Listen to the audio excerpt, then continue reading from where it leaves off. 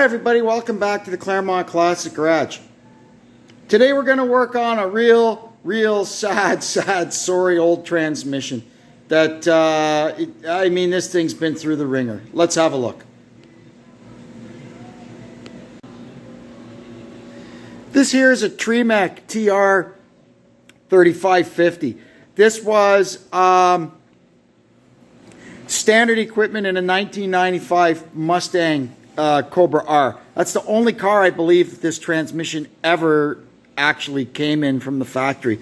But they sold tons and tons and tons of them through Ford Motorsport, and I guess you could buy it at Summit or Jags also. Basically, it's a step up from the T5. So guys that were putting superchargers and doing up their 5 liters, the T5, you'd reach a stage where the T5 just wouldn't stay together anymore. So you would move to this guy. Eventually, Tremec took this design and morphed it into the TKO 500 and TKO 600. There's a couple of little differences. On the Mustang version like this one, there's only one place to put the shifter, at the back in the Mustang location. But on the TKOs, I know for sure there's 2 places you could put the shifter, and maybe 3. I think it can go here, here, or here. They're pretty handy. Now, I guess if you wanted to, you could buy the bits and pieces from Tremec. You could buy a new lid, so if you wanted to put the shifter here, if you were putting it in a 50s pickup or something. Anyway, you've already been introduced to this transmission, I think, quite a while ago when we first got it, but it was so long ago, I'll just give you the Reader's Digest version of how it came to be. This transmission was in a supercharged 5-liter Mustang, and it suffered some major injuries. This whole corner of the case got broken out at one point, and it was repaired, and then it broke again. The second time it broke, they just tried patching it up in the car with silicone. That didn't work. It ran low on oil.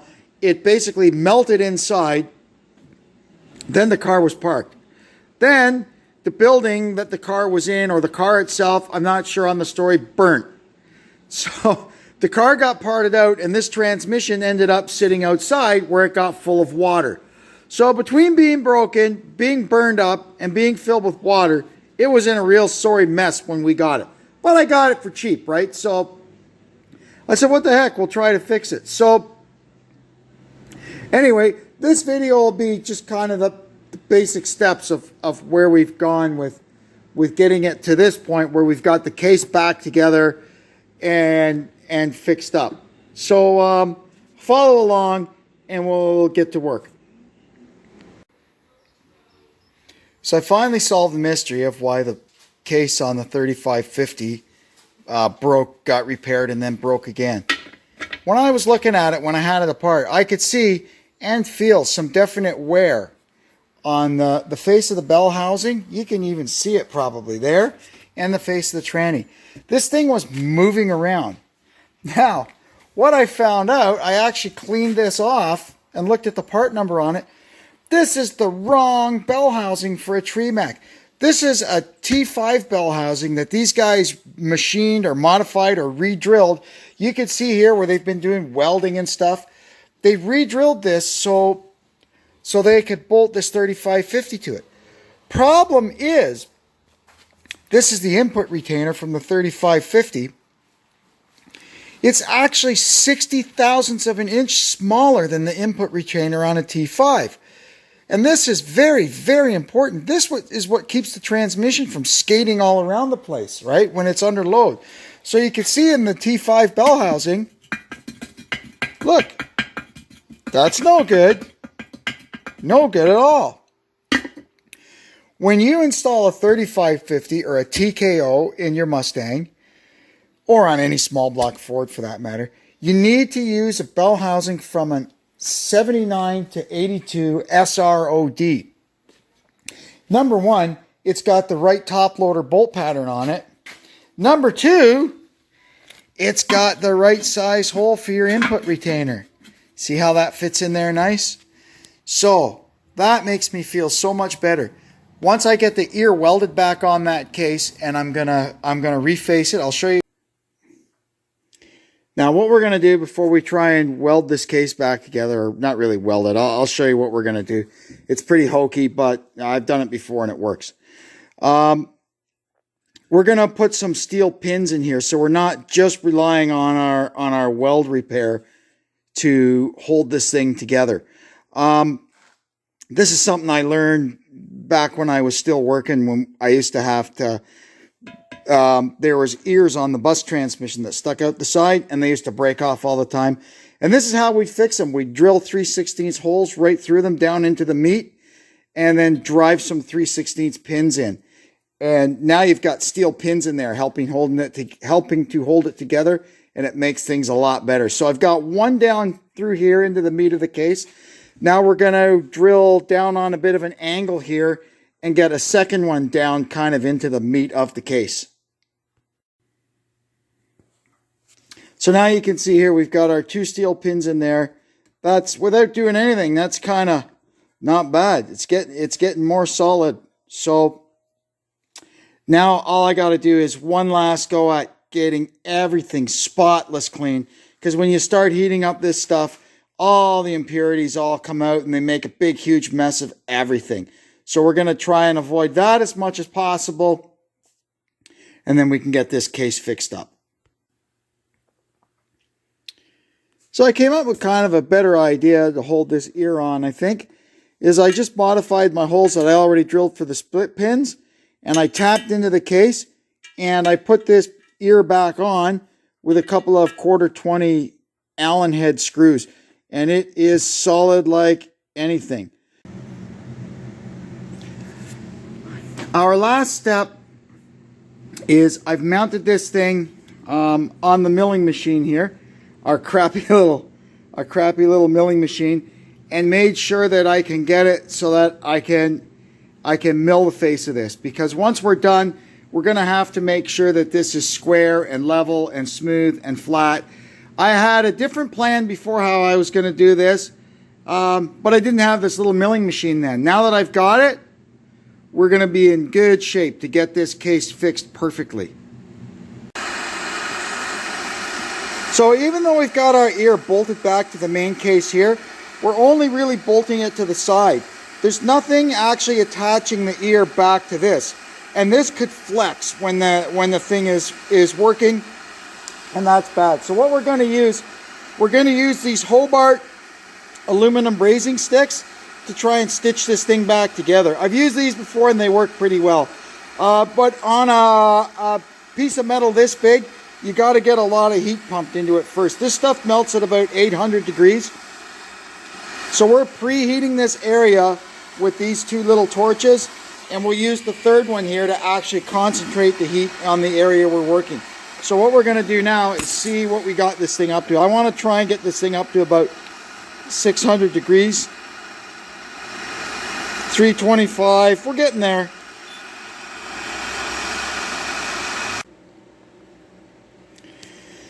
So here we go. I've got this all, like I say, they call it brazing, brazed up. Then we'll put it on the mill after and start bringing it down to size. What I did put a little bead around this bolt hole here because I think this ear may have fallen away a little bit.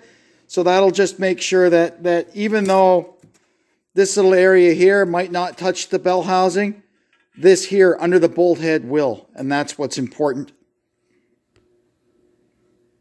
Just got to let her cool down.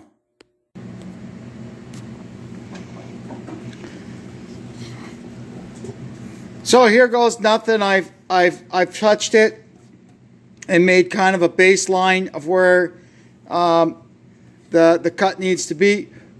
I took a rough cut just to knock this stuff down a little bit. Now we're going to go and make an actual cut and see where we end up.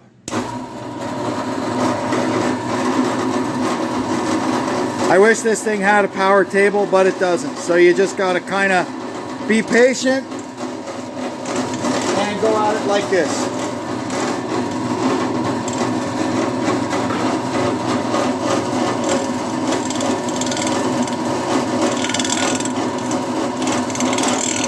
And it'll probably take a while, but we'll get there. I'll see you in a bit. So we've completed our first cut. Now what I do see from about here around to here, it didn't touch the surface where the front bearing retainer goes. That's no good. We got to have that perfectly straight and level. So we'll take another cut. We did get all around this bolt hole. That's good. It's a little bit low here. I found I had to get so much heat into this to get this stuff to stick that this ear actually started drooping. Anyway, we averted a disaster, but it's a little bit ugly. Anyway, so what we're going to do now is take a second cut. We'll take another 5/1000ths off. So our case is coming along nicely here. One of the last things we do is I've got the shift cover on, and somewhere along the line, the first time that the broken ear was repaired, this dowel pin, the hole for it got lost. So what we're going to do now is fix that up. Now for the moment of truth, we'll sit it on the bell housing and see if it rocks. No. Perfect. Perfectly flat. Perfectly smooth. That's good. So now we know we can bolt this thing down, and all 4 ears of it are going to be doing equal work. The only thing we'll have to do when we put the transmission together, we're definitely going to have to do some shimming, because we probably took about 25/1000ths of an inch off the front face of this case. And that's going to play havoc with the innards. So we'll have to revise our bearing shimming. Hopefully we've got enough wiggle room to make up for what we machined off. Otherwise, no biggie. We will come up with a plan.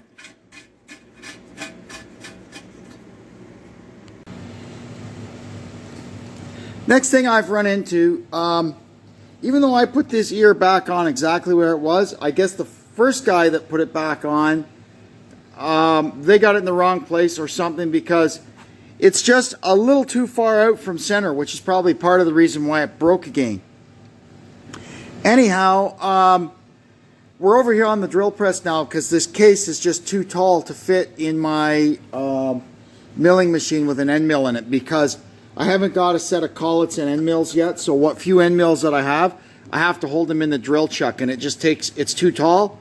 And anyway, that should be incentive for me to go get a set of end mills and collets. So anyway, we're going to plunge this end mill down nice and gently down through here and slot this hole out a tiny bit. That way we'll be able to get this thing bolted on nicely.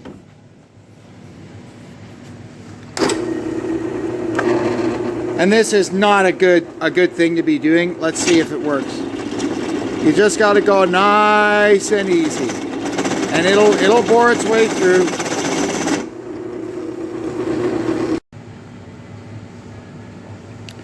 Okay, it worked. Now we'll see if it fits on the bell housing properly.